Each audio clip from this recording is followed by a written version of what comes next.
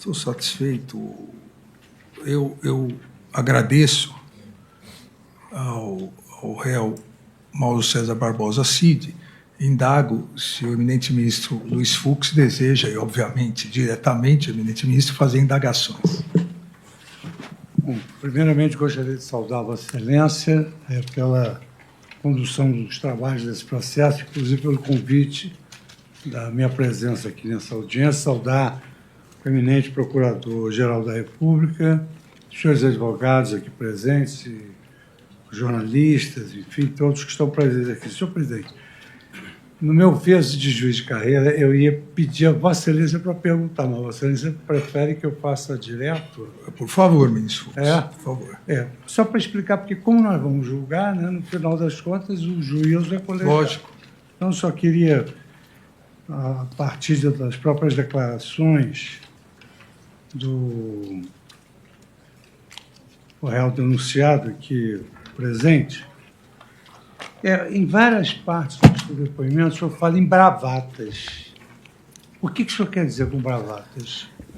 Ministro, é porque a gente que conhece as Forças Armadas, a gente conhece os militares, a gente, né, talvez de 30 anos, você conhece, tem muita gente ali que eu conheço desde cadete.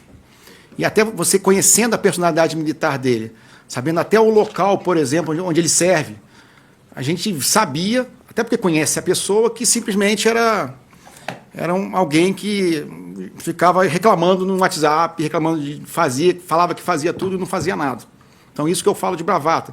Se o senhor me permite um exemplo, para exemplificar, como se no final do campeonato o atacante perde o gol, né, perde o pênalti, e o cara vai gritar, pô, esse cara tem que morrer, vou matar esse cara. Entendi. Então, era um pouco nessa linha que eu via a maior parte dos meus amigos e a maior parte das mensagens que eu recebia de celular. Como a minha função era essa, né, na ajudância de ordens, o ajudante de ordens, ele serve um pouco como anteparo do presidente, né, tanto de fora para dentro como dentro para fora. Né? Então, de certa forma, principalmente nesse período final do ano, onde a estrutura do gabinete foi quase toda desmontada, ficou em cima de mim essa parte mal de agenda, todo mundo querendo falar com ele. E os militares como um todo, que é o que eu posso falar mais, que era o meu ambiente, né, principal, estavam convivendo com centenas, às vezes milhares de pessoas na frente dos quartéis. E todo mundo me ligava, querendo saber o que estava acontecendo, o que ia acontecer. Muitas notícias falsas, né, fake news nos grupos de WhatsApp. Não, porque assinou o decreto, está tendo mobilização de tropa. Então as pessoas me ligavam, porque sabia, não, o CID é o que vai dar a informação mais fiel, mais fidedigna do que está acontecendo, do que o pessoal que está na ponta da linha. Então era basicamente isso. Então a gente sabia que tinha pessoas ali que não tinham capacidade nenhuma de falar o que estavam falando. Tanto de alguns denunciados, como de fora também, que não está relacionado em lugar nenhum. Sua Excelência, o ministro Alexandre me concedeu todos os vídeos, áudios, e que eu tive a oportunidade de ouvir.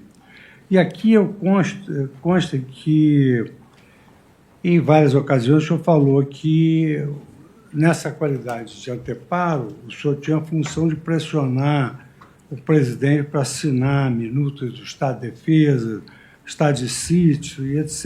e tal. Esse documento foi assinado? Não, senhor.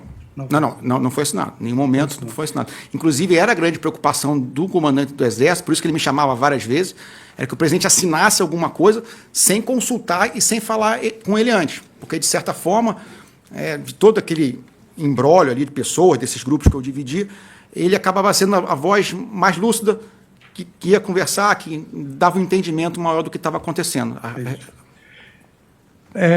Quando estou recebendo a denúncia, eu fiz a ressalva que eu gostaria de ouvi-lo. Sim, senhor.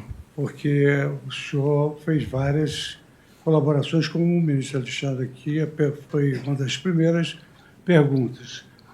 Nessas várias colaborações, umas eram relativas a uns fatos e outras relativas a outros, mas no conjunto dessas várias colaborações, o mesmo assunto foi tratado em outras colaborações também.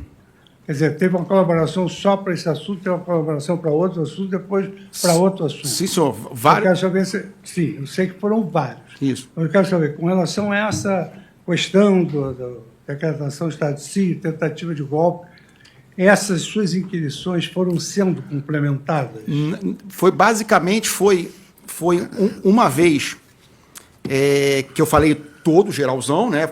Fiz um grande depoimento maior. Depois eu fui chamado, creio que mais uma vez, né? Com relação à identificação de pessoas, né? Para confirmar se era aquela pessoa que estava lá. Depois eu fui chamado outra vez, que foi, se eu não estou enganado, para falar sobre uma outra reunião dos militares Forças Especiais num bloco de Brasília, num salão de festa de um bloco de Brasília, né? E depois da prisão, eu fui chamado para falar desse plano verde-amarelo, o punhal verde-amarelo aí, então foi basicamente isso. Mas teve um grande depoimento, e depois os outros foram esses pingados para complementar, não complementar, mas confirmar ou ratificar outras informações, presença de pessoas, se eu lembrava ou não lembrava desse fato, sobre isso aí. Perfeito. Aqui, numa pergunta recente que o ministro Alexandre fez, o senhor falou sobre o auxílio material, que precisava, numa conversa com o De Oliveira, precisava de um auxílio material. Sim, senhor. Aí ele foi entregue um envelope, um saco de tipo de vinho, alguma coisa assim. Ele estava lacrado.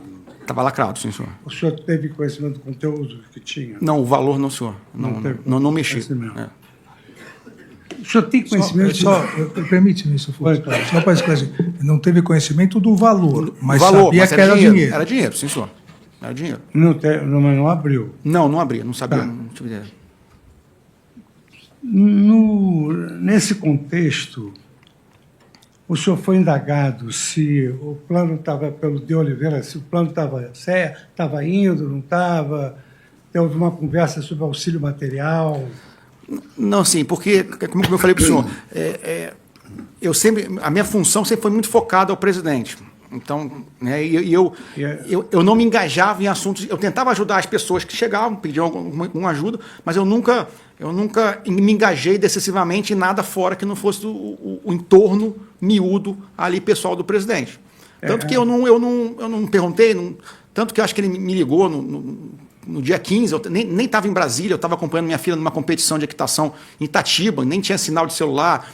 Então, eu não me engajava em outros problemas que não fossem focados diretamente no presidente.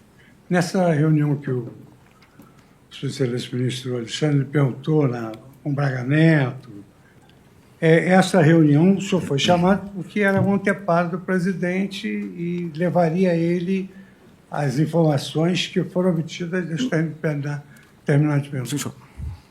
Então, ficou, digamos assim, foi convidado para essa reunião porque o senhor era o anteparo imediatamente ligado ao presidente. O senhor levou ao presidente conhecimento que foi tratado desse plano ao presidente? Ministro, só assim, foi ao contrário, né? A ideia, quando eles me trouxeram, quiseram conversar comigo, eles queriam alguma coisa que pudesse ser feita, não necessariamente com o presidente, né? E como eu não tinha, realmente, nessas minhas conversas todas que foram extraídas nas apreensões, eu não tenho contato com nenhum financiador, com nenhum executor, com nenhum manifestante, então eu não tinha contato, eu não mantinha contato com essas pessoas. E aí eu falei, conversa com o general Braga Neto. Então, assim, fui eu que, de certa forma, sugeri a reunião junto com o general Braga Neto, conversa com o general Braga Neto, que, né, ele está cuidando um pouco disso aí, né? Então, mas depois eu não tive retorno do que aconteceu, nem falei com o presidente. Acho que já disse, né, que foi o senhor que foi ao PL procurar para falar do apoio material. Eu não fui ao PL, eu nunca fui ao PL, eu nunca tive. Eu pedi ao general Braga Neto. E o tesoureiro foi até Alvorada conversar comigo. Eu não fui até o PL, eu nunca fui ao PL.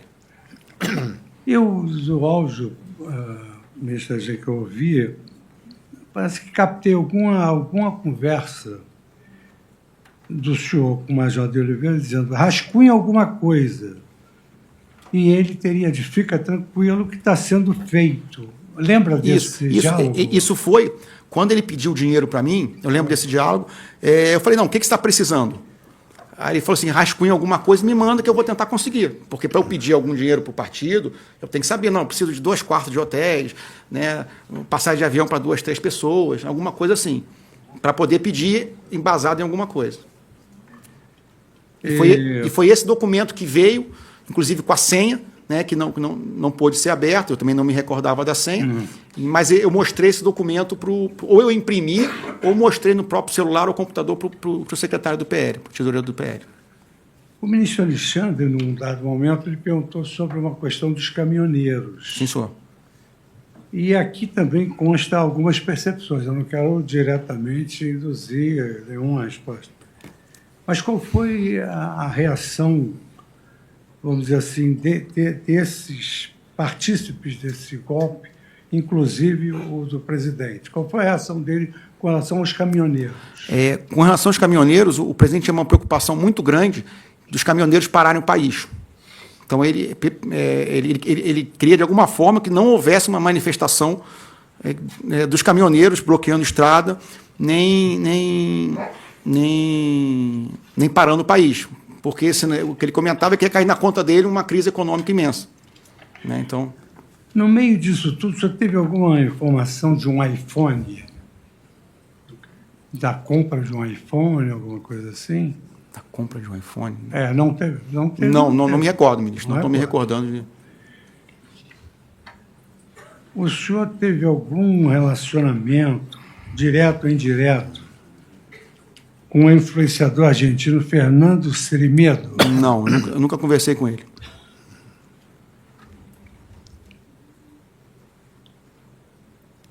Como eu falei anteriormente, eu sabia o que estava acontecendo, mas eu não mantinha contatos externos que não fossem de interesse do presidente. Né? Participou de alguma forma, direta ou indireta, da elaboração de minutas? Não, senhor. Não, senhor.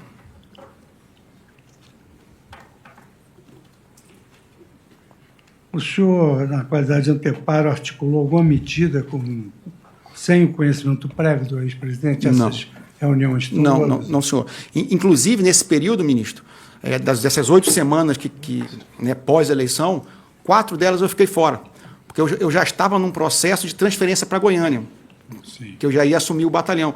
Tanto que foi um período que já estava uma desmobilização, a ajudança de ordem sendo desmobilizada, e eu passei praticamente 3 semanas, né, em competições com minha filha pelo Brasil, que era uma coisa que eu não consegui fazer nos 4 primeiros anos, nos 4 anos de mandato. Nos áudios que eu ouvi, por fim, eu ouvi a sua menção que algumas ações que o senhor descreve como preparatórias foram de sua própria iniciativa. Não, desconheço essas mensagens.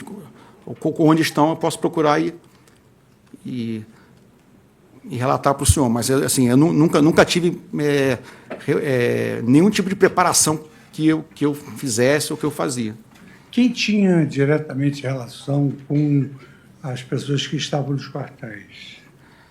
Ministro, esse é o grande ponto. A gente nunca manteve contato, né, o miolo da presidência, com nenhuma liderança, nenhum financiador. A gente sabia o que estava acontecendo, né, as próprias mídias sociais, né, tudo, a gente sabia, mas o núcleo interno ali, a gente não mantinha contato com ninguém.